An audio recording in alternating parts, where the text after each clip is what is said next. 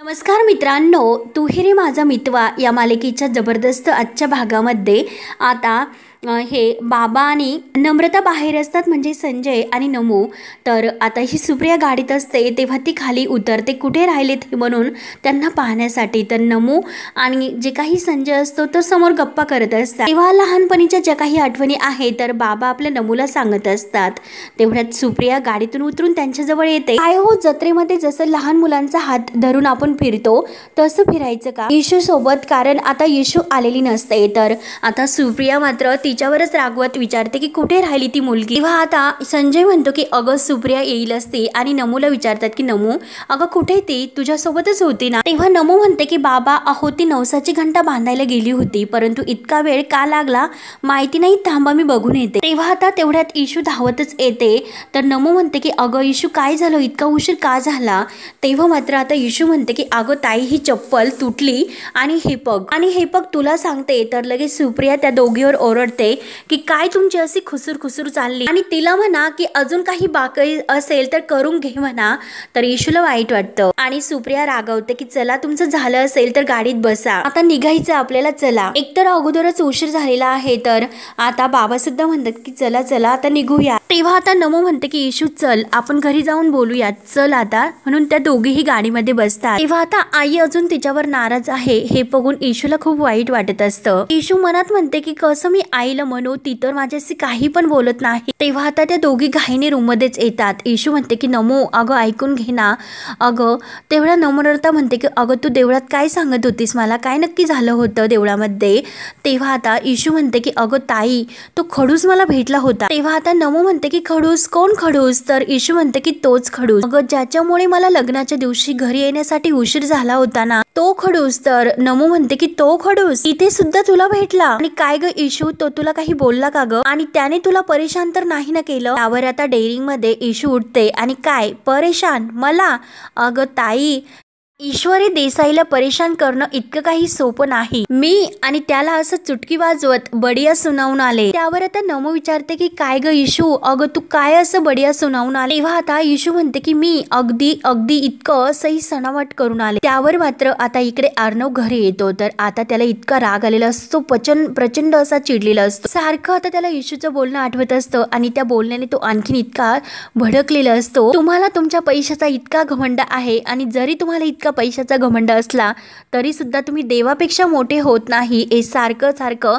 बोलणं त्याच्या कानामध्ये इशूचं घुमत असतं. इशू म्हणलेली असते की ज्याच्या पाठीशी गणपती बाप्पा असतो त्याला कुणाचीही घाबरायची गरज नसते, आणि माझ्या पाठीशी माझा बाप्पा उभा आहे, त्यामुळे मी तुम्हाला बिलकुल असं घाबरत नाही.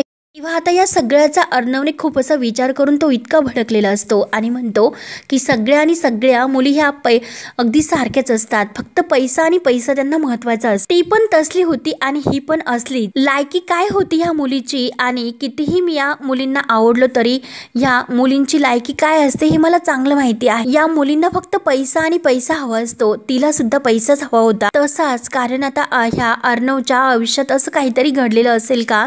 तर तेवढ्यात अंजली तेथे येते. अंजली म्हणते की चिंटू अरे काय झालं, तू कुणाशी इतका चिडला, सांगशील का जरा काय झालं. तर अर्णव म्हणतो की ती मुलगी मला परत भेटली होती.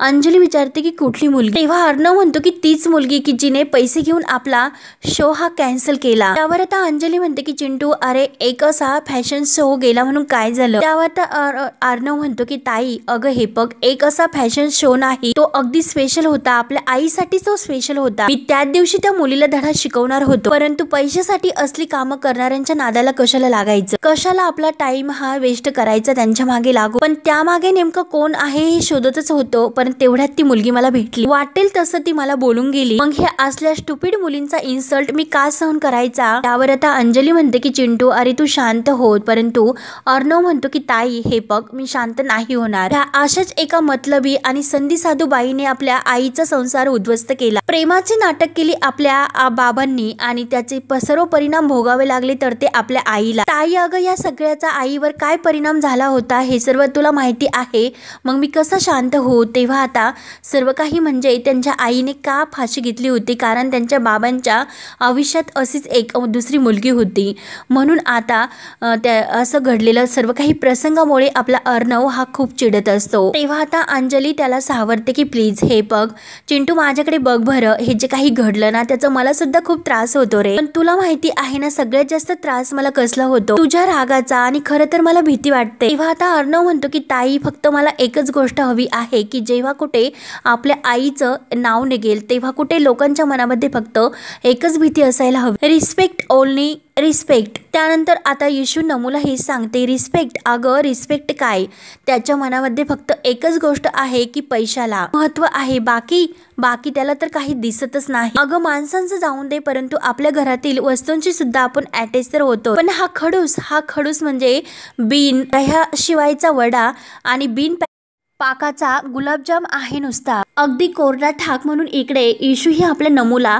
त्या अर्णवबद्दल सांगत असते आणि इकडे अंजली त्याला समजावत असते की हे बघ आईचा विषय आल्यानंतर तुला किती त्रास होतो, प्लीज अरे प्लीज थोडंसं शांत होशील. तेव्हा अर्णव म्हणतो की ताई. तेव्हा अंजली लगेच बाहेर जाते. त्यानंतर आता येशू ही आपल्या नमूला सांगत असते की ताई अगं ह्या माणसाचं नाव आहे ना रागीट, चंदन भांडे असं असायला होतं. सतत तो रागवलेला असतो, खुदको स्वतःला काय समजतो माहिती नाही. ते बघ ना ग मिठाईच्या दुकानासमोर कशा माशा सतत घोंगावत असतात, मग सतत तसेच याच्या आजूबाजूला माणसंही भिनभिनत असतात. पण अगं ताई हा मिठाई सारखा गोड माणूस नाही, अगदी कारल्यापेक्षा सुद्धा जास्त कडू माणूस आहे हा, कडवट खडूस कुठला. त्यानंतर आता इकडे जे काही अर्णवने शिर्केंना सांगितलेलं असतं की फॅशन शोची क्लिप आहे ती सर्वत्र व्हायरल व्हायला हवी, तर शिर्के म्हणतात की हो सर, तुम्ही सांगितल्याप्रमाणे सर्व काही होईल. तेव्हा अर्णव म्हणतो की हो, तर शिर्के लगेच यस सर बोलून बाहेर निघून जातात. तेव्हा आता येशू म्हणत असते की हे बघ ताई, इकडे त्या खडूस माणसामुळे जे काही झालेलं आहे ते कधीच मी नाही विसरू शकणार. तेव्हा आता नमो म्हणते की येशू अगं पण वाईट तर काही झालेलं नाही.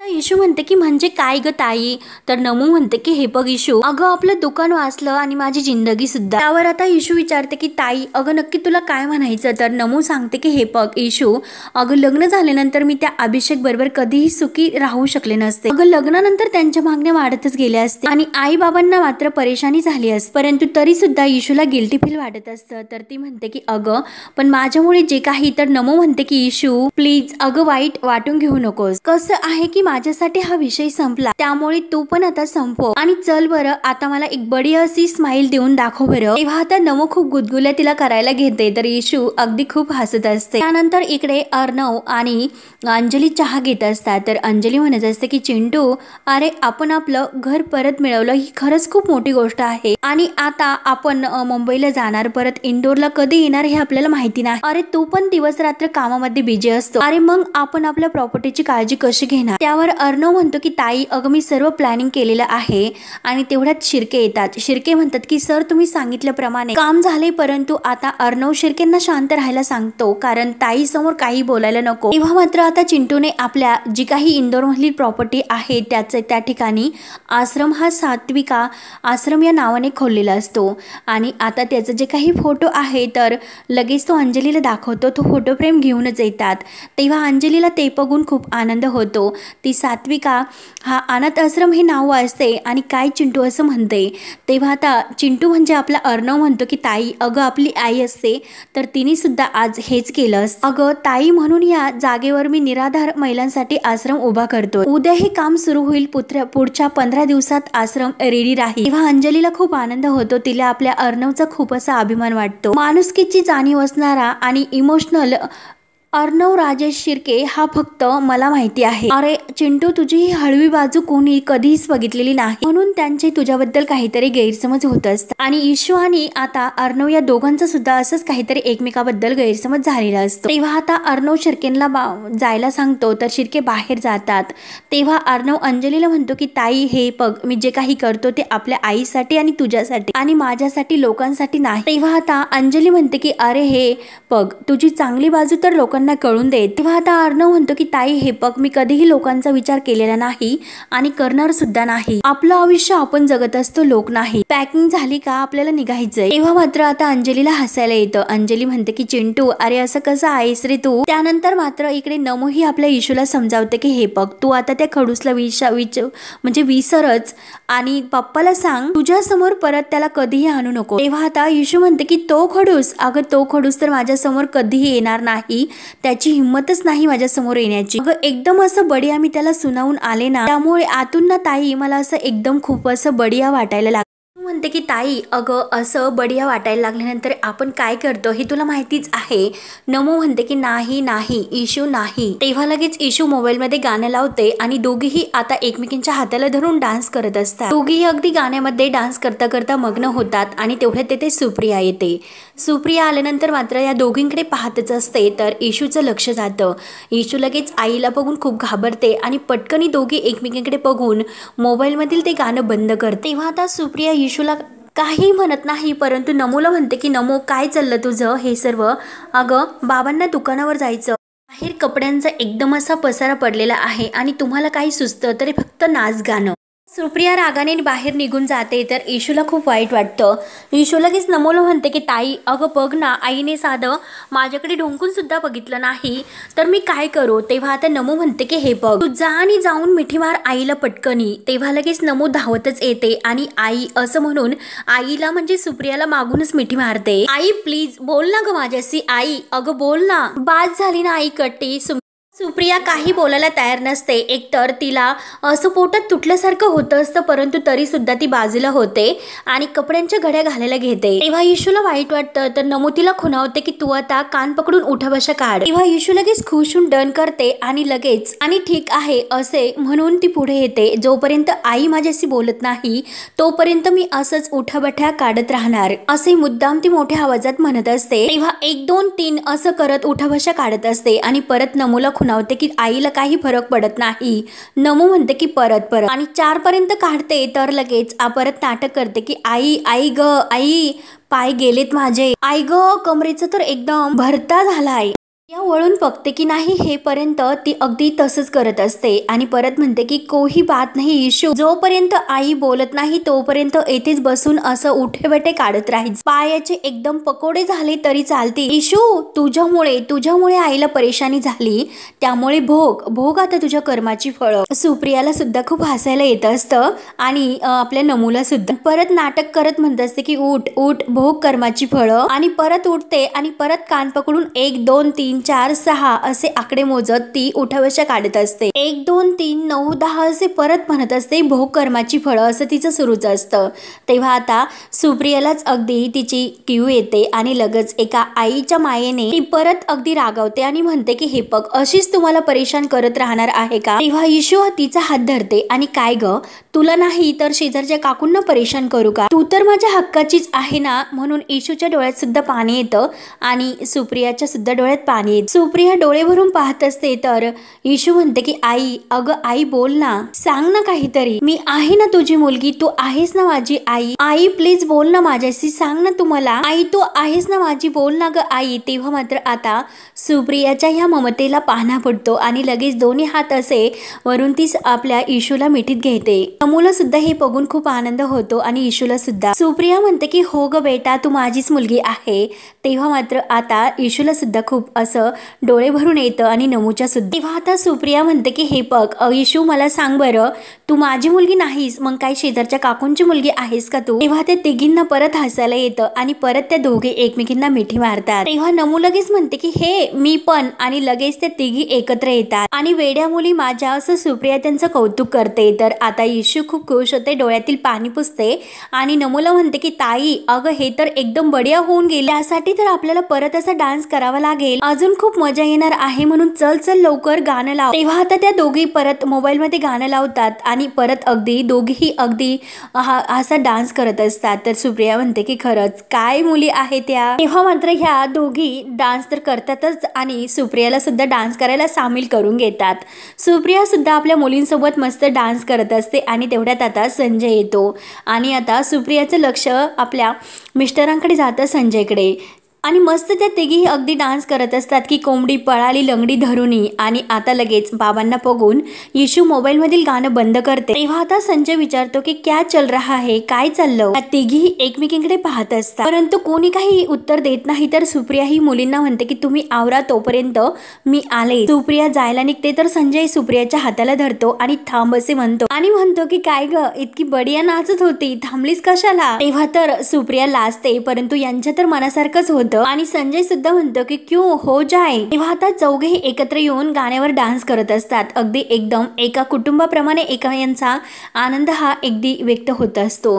त्यानंतर आता इकडे अर्णवची निघण्याची तयारी होते. तर शिर्के त्याला सांगत असतो की सोशल मीडिया इंटरनेट एवढंच नाही तर इंदोरच्या प्रत्येक गल्लीबोळात ही क्लिप व्हायरल होते. तेव्हा मात्र आता जी काही ती व्हिडिओ क्लिप आहे तर लगेच लॅपटॉपवर शिर्के हे अर्णवला दाखवत असतो आणि त्यामध्ये अशी न्यूज असते की फॅशन इंडस्ट्रीचे जे काही राज शिर्के अर्णव आहे तर त्यांच्या गळ्यात येऊन पडलेल्या ह्या फॅशन शो मध्ये या मुलीकडे पाहून ती अशा पद्धतीने यांना बिलगलेली आहे की कोणी तिला बघून सांगेल की तिचा हेतू चांगला नाही म्हणून. अर्णव राज शिर्के यांच्या डोळ्यामध्ये त्या मुलीबद्दलचा राग आपण स्पष्ट पाहतो आणि तरीही काही केल्या ती मुलगी त्यांना सोडायला तयार नाही. कोण आहे ही मुलगी, का पडली एका उद्योगपती उद्योजक असे मोठे फॅशन डिझायनर अर्णव राज शिर्के यांच्या गळ्यात. हे बघून लगेच अर्णव खुश होतो आणि त्याला इशूचे बोलणं आठवतं. तेव्हा लगेच तो आपल्या गाडीमध्ये बसतो. अंजली तर वाटच पाहत असते. त्यावर आता अंजली गाडीत बसल्यानंतर अर्णवला विचारते की काय रे, काय दाखवत होते शिर्के आणि आपल्या शोचं काही फुटेज असेल तर मला सुद्धा बघायचं. तेव्हा अर्णव म्हणतो की नाही ताई, आपल्या शोचं फुटेज नव्हतं, एका बिझनेस बद्दल होतं. तेव्हा लगेच आता तो ड्रायव्हरांना गाडी चालू करायला सांगतो. तर अंजली विचारते आपली फ्लाईट ही ऑन टाइम तर आहे ना. तेव्हा अर्णव यस बोलून आता ते तिथे निघतात. त्यानंतर आता इशू आणि आई म्हणजे सुप्रिया ह्या बाजारात येतात. काही असं खरेदी करत असतात. शॉपिंग करता करता दोघी एकमेकींशी गप्पा सुद्धा मारत असतात. तर इशू म्हणते की आई अगं, तू जोपर्यंत माझ्याशी बोलत नव्हती तोपर्यंत मला इमली सुद्धा खटिया वाटत नव्हती आणि जिलेबी सुद्धा गोड लागत नव्हती आणि चटणी ही तिखट लागत नव्हती. तेव्हा सुप्रिया म्हणते की हो का, पण तुझे उद्योग मात्र सुरूच होते. तेव्हा मात्र आता इशू गप्पा करत येतच असते परंतु जे काही मवाली पोहरं असतात तर ते आता ह्या व्हिडिओ क्लिपबद्दल आपल्या मोबाईलमध्ये पाहत असतात कारण ती क्लिप सर्वत्र व्हायरल झालेली असते. आणि आता समोरून येताना त्या मुलाचं इशूकडे लक्ष जातं आणि तो लगेच त्या दुसऱ्या मुलाला म्हणतो की हे बघ तीच आहे ती. तेव्हा तो मुलगा म्हणतो की अरे हीच आहे आणि लगेच तो पुढे येतो आणि लगेच तो इशूला म्हणतो की चल येतेस का, इंदोर घुमून आणतो तुला, की श्रीमंत लोकांच्या तुला मोठमोठ्या गाड्या लागतात. तेव्हा आता इशू घाबरते. तर सुप्रिया म्हणते की काय हे काय बडबडता तुम्ही. तेव्हा ते मुलं इशूवर हसायला सुरुवात करते. तेव्हा आता सुप्रिया इशूला म्हणते की चल लवकर. तेव्हा मात्र आता ते मुलं म्हणत असतात की जाने मन अगं ऐक ना जरी. तेव्हा मात्र सुप्रिया तिला हाताला धरून पुढे घेऊन येते आणि मुलांना असा काही जवाब द्यायचा नसतो. चल आता इथे उभे राहा, मी भाजी घेते. तेव्हा आता तेथे ज्या बायका भाजी घेत असतात तर त्या सुद्धा अगदी मोबाईलमध्ये व्हिडिओ पाहत असतात आणि हीच ती मुलगी आहे असं तिच्याकडे बघून म्हणत असते. तेव्हा ती बाई दुसऱ्या बाईला म्हणते की हीच ना ती मुलगी. तर ती म्हणते की हो हो, पैशासाठी हल्लीच्या मुली काही पण करतात. मग हो तर काय, श्रीमंत घरातील मुलाला फसवण्याचा प्रयत्न दिसतोय असं इशूकडे बघत त्या बोलत असतात. सुप्रियाला राग येतो. तेव्हा मात्र आता सुप्रिया इशूला विचारते की अगं ह्या बायका आपल्याकडे बघून काय बोलतात. इशू म्हणते की आई मला सुद्धा तेच समजत नाही, त्या काहीतरी मोबाईल मध्ये पाहतात आणि बोलतात. तेव्हा मात्र आता इशू पुढे येते आणि त्या बाईला विचारते की काकू अहो तुम्ही मोबाईल मध्ये काय बघता. तर ती काकू म्हणते की ए पोरी, अगं मला काकू वगैरे काही बोलू नको, मी तुझी कोणी नाही आणि सगळं माहिती असून तू उगाच काही नाटक करू नको. हे बघ. आणि इशू आता मोबाईल मध्ये ती व्हिडिओ क्लिप पाहते आणि तेव्हा आता ती क्लिप बघून आणि ऐकून तिला तर धक्काच बसतो. ती पूर्ण न्यूज ऐकून आता मात्र ईश्वरीला तर डोळ्यामध्ये पाणी येतं आणि हे काय होतं हे तिला काहीच कळत नसतं.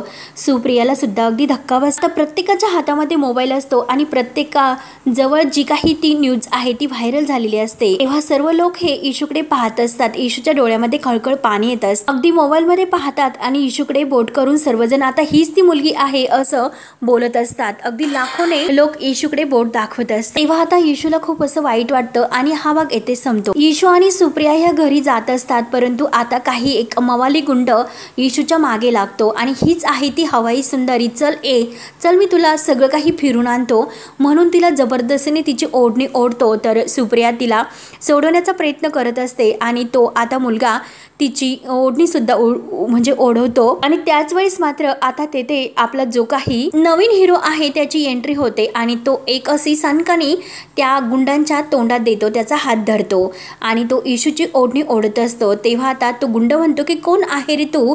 तेव्हा मात्र आता हा म्हणतो की नीट तुला समजावून सांगतो की मी कोण आहे ते. म्हणून आता त्या गुंडांची चांगली तो धुलाई करतो. तोपर्यंत आता सुप्रिया इशूला घेऊन घरी येते आणि इशूच्या बाबतीत एक खूप मोठा असा निर्णय ती घेते आणि सर्वांना तो निर्णय सांगत असते की जयू आत्याबरोबर इशू कायमची मुंबईला जाईल म्हणून. ते आता ऐकून आता सर्वांना तर खूप मोठा धक्का बसतो आणि ईश्वरीला सुद्धा. तेव्हा आता पुढे काय काय होतं हे पाहण्यासाठी आपल्या चॅनलला नक्की सबस्क्राईब करत राहा. धन्यवाद.